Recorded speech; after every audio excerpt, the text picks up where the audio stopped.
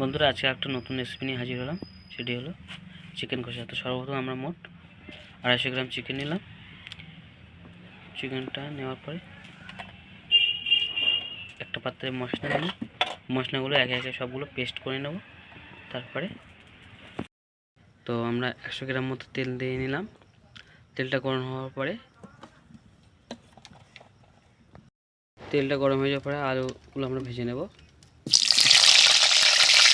হালকা একটু লবণ দেবো, রং দিলাম, গরম মশলা, তারপর পেঁয়াজ, তারপরে আদা রসুনটাও দিয়ে দেবো। দিয়ে দেবো কাঁচা লঙ্কা, সঙ্গে দুটো লাল লঙ্কা। পেঁয়াজটা লাল হয়ে যাওয়ার পরে চিকেনটা আমরা ঢেলে দিলাম। তারপর হালকা লবণ দিলাম। আমার কালারের জন্য কাশ্মীরি লঙ্কা দিলাম। গোলমরিচের গুঁড়ো দিলাম, হলুদ দিলাম, জিরের গুঁড়ো দিলাম।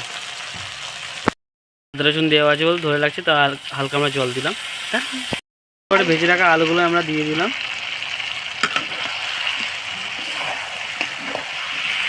দেওয়ার পরে আমরা 5 মিনিট কষাবো এটাকে চাপা দিয়ে। বন্ধুরা, 5 মিনিট কষানোর পরে কালারটাও খুব সুন্দর এসছে এবং তেলটাও খুব সুন্দর ছেড়েছে, ঘ্রাণটাও খুব সুন্দর। তো চিকেনটা কষানোর পরে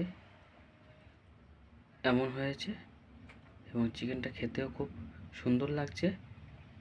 এখানেই শেষ করলাম বন্ধুরা, দেখা হচ্ছে পরের ভিডিওতে।